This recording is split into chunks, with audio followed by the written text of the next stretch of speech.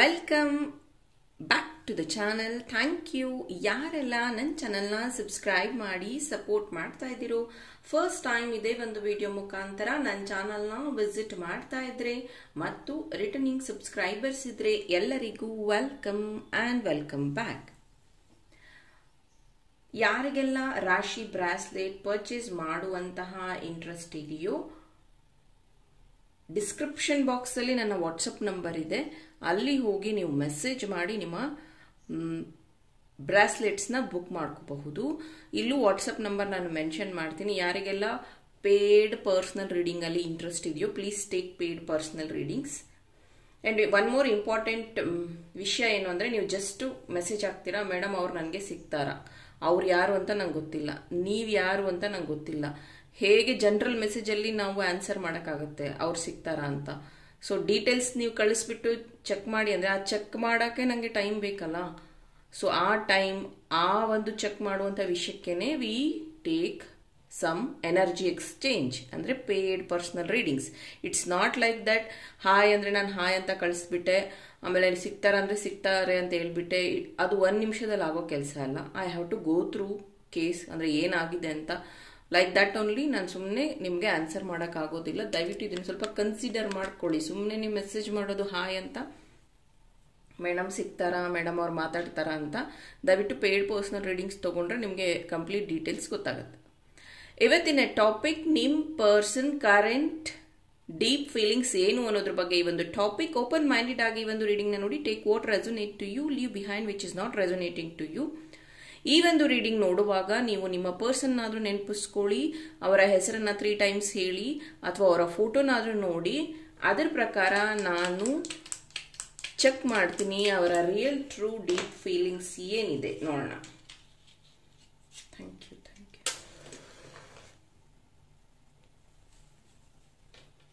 So ನಿಮ್ಮ person real true deep feelings ಏನಿದೆ ದಯವಿಟ್ಟು ತಿಳಿಸಿ. ಥ್ಯಾಂಕ್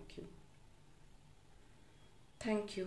ಸೊ ಈ ವ್ಯಕ್ತಿಗೆ ಅಂದರೆ ನಿಮ್ಮ ಪರ್ಸನಿಗೆ ಈಗ ರಿಯಲೈಸ್ ಆಗ್ತಾ ಇದೆ, ಕಂಪ್ಲೀಟ್ಲಿ ನಾನು ನಿಮ್ಮನ್ನ ಹರ್ಟ್ ಮಾಡಿದ್ದೀನಿ, ಕಂಪ್ಲೀಟ್ಲಿ ನಾನು ನಿಮ್ಮನ್ನ ತೊಂದರೆಗೀಡು ಮಾಡಿದ್ದೀನಿ, ಅಂದರೆ ದುಃಖದಲ್ಲಿ ಬಿಟ್ಟಿದ್ದೀನಿ, ನಾನು ನಿಮ್ಮನ್ನ ಕೇರ್ ಮಾಡಲಿಲ್ಲ, ಬದಲಿಗೆ ನಾನು ನಿಮ್ಮನ್ನ ಬಿಟ್ಟು ಹೋಗಿದ್ದೆ ಅಥವಾ ದೂರ ಮಾಡ್ಕೊಂಡಿದ್ದೆ ಅಥವಾ ನಿಮ್ಮನ್ನ ನೆಗ್ಲೆಕ್ಟ್ ಮಾಡಿದ್ದೆ ಅನ್ನೋದ್ರ ಬಗ್ಗೆ ಅವರಿಗೆ ರಿಯಲೈಸೇಷನ್ ಆಗ್ತಾ ಇರುವಂಥದ್ದು.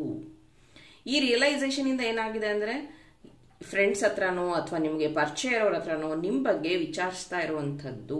ಅಂದರೆ ವಾಟ್ ಯು ಆರ್ ಡೂಯಿಂಗ್, ನಿಮ್ಮ ಲೈಫಲ್ಲಿ ಏನಾಗ್ತಿದೆ, ನಿಮಗೇನು ತೊಂದರೆ ಆಗಿದೆಯಾ ಇಲ್ವಾ, ನೀವು ಚೆನ್ನಾಗಿದ್ದೀರಾ, ಈ ರೀತಿಯಾಗಿ ಬೇರೆಯವ್ರ ಕಡೆಯಿಂದ ಮಾಹಿತಿಗಳನ್ನು ತಗೋದಾದರೆ ವೆರಿ ಸ್ಟ್ರಾಂಗ್ಲಿ ASP ಲೆಟರ್ ನನಗಿಲ್ಲಿ ಆಪ್ಟ್ ಆಗ್ತಾ ಇದೆ.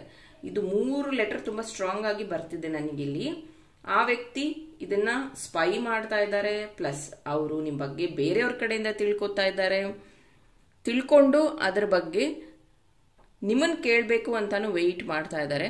ಮೇ ಬಿ ನೀವು ನಿಮ್ಮ ಮನೆಯಲ್ಲಿ ನಡೆದಿರುವಂಥ ವಿಷಯಗಳನ್ನು ಅವ್ರ ಹತ್ರ ಶೇರ್ ಮಾಡಿಲ್ಲ ಅನ್ಸುತ್ತೆ, ಬಟ್ ಅವ್ರಿಗೆ ಗೊತ್ತಾಗಿದೆ, ಅದ್ರ ಬಗ್ಗೆ ಅವ್ರು ಡಿಸ್ಕಸ್ ಮಾಡಬೇಕು ಅಂತ ಇದ್ದಾರೆ.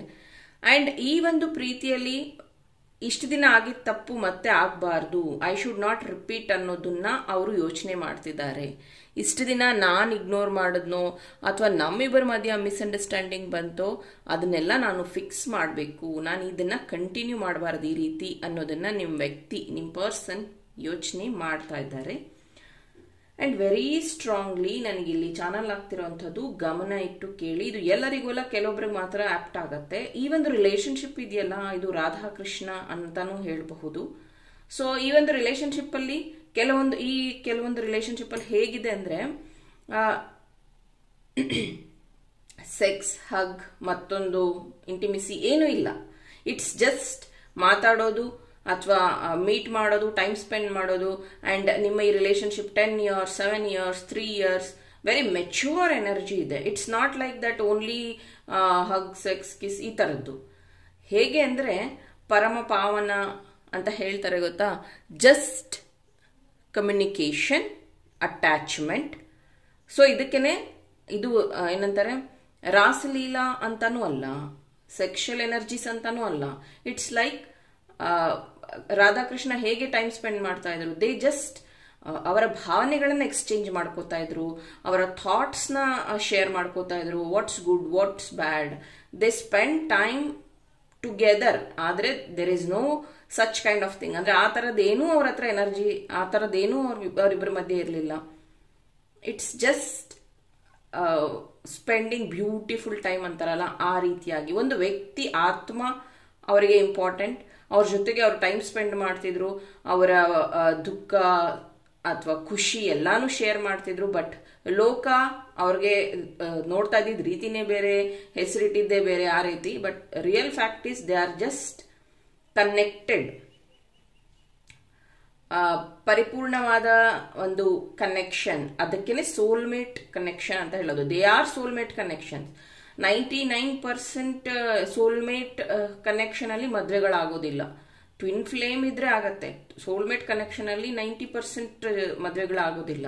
Y? Because they are so connected, so caring, ಎಲ್ಲಾ ವಿಷಯಗಳನ್ನು ಶೇರ್ ಮಾಡ್ಕೊಳ್ಳುವಂಥದ್ದು, ಅವ್ರ ಜೊತೆಗೆ ಲೀನವಾಗೋದು ಅಂತಾರೆ ಗೊತ್ತಾ, ಭಾವನೆಗಳಲ್ಲೇನೆ ಅವರು ಬದುಕ್ತಾ ಇರ್ತಾರೆ. And they care each other. ಆ ರೀತಿಯಾಗಿ ನಿಮ್ಮಿಬ್ಬರ ಸಂಬಂಧ ಇರುವಂಥದ್ದು. And no expectation, zero expectation, zero ಏನಂತಾರೆ,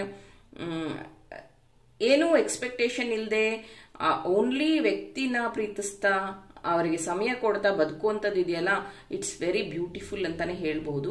ಎಸ್, ಈ ತರದ ವಿಷಯದಲ್ಲಿ ನೋ ಕಾಂಟ್ಯಾಕ್ಟ್ ಸಿಚುವೇಶನ್ ಬರುತ್ತೆ, ಮಾತಾಡ್ದಲೇನೆ ತಿಂಗ್ಳುಗಟ್ಲೆ ಇರೋದು ಬರುತ್ತೆ. ಬಟ್ ಆ ವ್ಯಕ್ತಿ ಮತ್ತೆ ಬಂದಾಗ ನಿಮ್ಮನ್ನ ಹೇಗೆ ಮಾತಾಡ್ತಾರೆ, ಹೇಗೆ ಕೇರಿಂಗ್ ಆಗಿ ಇರ್ತಾರೆ, ಆ ರೀತಿನೇ ಇರ್ತಾರೆ. This is called love, pure love ಅಂತಾನೆ ಹೇಳ್ಬಹುದು. ಮೇ ಬಿ ಇಲ್ಲಿ ಕೆಲವೊಂದು ಕನೆಕ್ಷನ್ ಅಲ್ಲಿ ಅದೇ ಆಗಿರೋದು. ತುಂಬಾ ದಿನದಿಂದ ಮಾತಾಡ್ತಾ ಇಲ್ಲ, ಬಟ್ ಇವಾಗ ಮಾತಾಡ್ತಾರಾ ಇಲ್ವಾ, ಚೇಂಜ್ ಆಗಿದಾರಾ ಅನ್ನೋಂಥದ್ದಿದೆ ನಿಮ್ಗೆ. ನೋ, ಈ ವ್ಯಕ್ತಿ ಮತ್ತೆ ನಿಮ್ಮನ್ನ ಮಾತಾಡ್ತಾರೆ. ಎಸ್, ಇಲ್ಲಿ ಕೆಲವೊಂದು ವಿಷಯದಲ್ಲಿ ಆ ವ್ಯಕ್ತಿ ತುಂಬಾ ಸಿಟ್ಟು ತೋರಿಸುವಂಥದ್ದು, ಅಥವಾ ಈ ವಿಷಯದಲ್ಲಿ ನಿಮ್ಗೆ ಭಯ ಆಗಿರುವಂಥದ್ದಿದೆ. ಇವರು ಒಂದು ಸ್ವಲ್ಪ ಕಿರಿಕಿರಿ ಅನ್ಸುತ್ತೆ, ನನಗೆ ಇವರು ಬೇಡ ಅನ್ಸುತ್ತೆ, ಬಿಟ್ಬಿಡ್ಬೇಕು ಅನ್ಸುತ್ತೆ ಅಂತ. ಬಟ್ ನೋ, ಆ ವ್ಯಕ್ತಿ ಪ್ರೀತಿ ಮಾಡೋ ರೀತಿನೇ ಹಾಗಿರುತ್ತೆ. ಆ ವ್ಯಕ್ತಿ ಯೋಚನೆ ಮಾಡೋ ರೀತಿ ಆ ರೀತಿ ಇರುತ್ತೆ. ಎಷ್ಟೊಂದು ಜನಕ್ಕೆ ಇಲ್ಲಿ ಇತ್ತೀಚೆಗೆ ದಿನಗಳಲ್ಲಿ ಇಲ್ಲಿ ಕೆಲವೊಬ್ಬರಿಗೆ ಇದೆ, ಎಲ್ಲರಿಗೂ ಅಲ್ಲ, ಆ ವ್ಯಕ್ತಿ ನಿಮಗೆ ಅಂದ್ರೆ ನಮ್ಮ ಸಂಬಂಧದ ಬಗ್ಗೆ ನಮ್ಮ ಮನೆಯವ್ರಿಗೆ ಗೊತ್ತಾಗಿದೆ, ನಮ್ಮ ವಿಷಯ ಬೇರೆಯವ್ರಿಗೆ ಗೊತ್ತಾಗಿದೆ. ಸೊ ನಾನು ಸ್ವಲ್ಪ ದಿನ ಮೀಟ್ ಮಾಡಕ್ ಆಗೋದಿಲ್ಲ, ಅಥವಾ ನಿನ್ ಜೊತೆಗೆ ಟೈಮ್ ಸ್ಪೆಂಡ್ ಮಾಡಕ್ ಆಗೋದಿಲ್ಲ ಅನ್ನೋಂಥ ವಿಷಯನೂ ಶೇರ್ ಮಾಡಿದ್ದಾರೆ. ಎಸ್, ಅವರಿಗೆ ಆ ವಿಷಯದಲ್ಲಿ ತೊಂದರೆ ಆಗಿದೆ. ಅಂದ್ರೆ ಮೀಟ್ ಮಾಡಕ್ ಆಗೋದಿಲ್ಲ ಅಥವಾ ಮಾತಾಡಕ್ ಆಗೋದಿಲ್ಲ, ಆ ವಿಷಯದಲ್ಲಿ ಖಂಡಿತ ಅವರಿಗೆ ಪ್ರಾಬ್ಲಮ್ ಆಗಿದೆ, ತೊಂದರೆಗಳಾಗಿದೆ. ಅಂಡ್ ಆ ವ್ಯಕ್ತಿ ಹೇಳ್ತಾ ಇರೋಂಥದ್ದು, ನೀನ್ ಹೇಗಿದ್ರು ನನಗೆ ಗೊತ್ತಾಗತ್ತೆ, ನೀನ್ ಚೆನ್ನಾಗಿರ್ಬೇಕು, that is what I want ಅನ್ನೋಂಥದ್ದು. ಇನ್ನು ಕೆಲವೊಂದು ವಿಷಯದಲ್ಲಿ ನಿಮ್ಗೆ ಇಷ್ಟ ಇಲ್ಲದೆ ಇರೋರ ಜೊತೆ ಮದ್ವೆ ಫಿಕ್ಸ್ ಆಗಿರುವಂಥದ್ದು, ಆ ವಿಷಯನೂ ನೀವು ಆ ವ್ಯಕ್ತಿ ಹತ್ರ ಶೇರ್ ಮಾಡಿದೀರಾ. ಬಟ್ ಅವ್ರು ಏನೂ ಆಕ್ಷನ್ ತಗೊಳಕ್ ಆಗ್ತಿಲ್ಲ. ದ ಸಿಚುವೇಶನ್ ಈಸ್ ಏನು ಆಕ್ಷನ್ ತಗೊಳಕ್ ಆಗ್ತಿಲ್ಲ. ಬದಲಿಗೆ ಅವರು ನಿಮ್ ತರಾನೇ ಅಸಹಾಯಕರಾಗಿದ್ದಾರೆ, ಸುಮ್ಮನಿದ್ದಾರೆ, ನೋಡ್ತಿದ್ದಾರೆ. ಬೇಜಾರಾಗ್ಬೇಡಿ, ಇಲ್ಲಿ ಕೆಲವೊಬ್ಬರಿಗೆ ಎಕ್ಸ್ಟ್ರಾ ಮೆರಿಟಲ್ ಅಫೇರ್ ತರ ಇರುವಂತದ್ದು. ಮೇ ಬಿ ನಿಮಗ್ ಮದ್ವೆ ಆಗಿರ್ಬೋದು, ಅಥವಾ ಅವ್ರಿಗೆ ಮದ್ವೆ ಆಗಿರ್ಬಹುದು, ಅಥವಾ ಇಬ್ಬರಿಗೂ ಮದ್ವೆ ಆಗಿರ್ಬಹುದು. But still you are in connection. ಅಂದ್ರೆ ನೀವು ಫೋನ್ ಮಾಡಂಗಿಲ್ಲ, ಅವ್ರು ಹೇಳಿದ್ಮೇಲೆನೆ ನೀವು ಫೋನ್ ಮಾಡಬೇಕು. ವೆರಿ ಲಿಮಿಟೆಡ್ ಆಕ್ಸೆಸ್ ಇರುವಂತದ್ದು. ಈ ಸಮಯದಲ್ಲಿ ಆ ವ್ಯಕ್ತಿ ಖಂಡಿತ ನಿಮ್ ಬಗ್ಗೆ ಯೋಚನೆ ಮಾಡ್ತಿದ್ದಾರೆ. ಅವರಿಗೆ ಅನ್ಸತ್ತೆ ನೀವು ಫ್ರೀ ಇಲ್ಲ, ಅಥವಾ ನೀವು ಏನೋ ಒಂದು ವಿಷಯದಲ್ಲಿ ಸಿಗಾಕೊಂಡಿದ್ದೀರಾ, ಅದಕ್ಕೆ ನಾನು ಫೋನ್ ಮಾಡಬಾರ್ದು, ನಿಮ್ಮನ್ನು ಡಿಸ್ಟರ್ಬ್ ಮಾಡಬಾರ್ದು ಅಂತ. ಎಲ್ಲೋ ಒಂದ್ ಕಡೆ ನೀವು ಸಹ ಅವರಿಗೆ ಹರ್ಟ್ ಮಾಡಿದ್ದೀರಾ. ಮೇ ಬಿ ಮಾತಾಡದೇ ಇರೋದು, ಮೇ ಬಿ ಫೋನ್ ಮಾಡದೇ ಇರೋದು, ಸರಿಯಾಗಿ ಕಮ್ಯುನಿಕೇಶನ್ ಮಾಡದೇ ಇರೋದ್ರಿಂದ ಆ ವ್ಯಕ್ತಿಗೂ hurt ಆಗಿರುವಂಥದ್ದಿದೆ.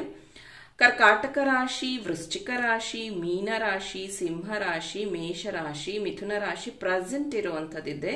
Letter L, M, D, V, N, H, P, S letter present ಇರುವಂಥದ್ದಿದೆ.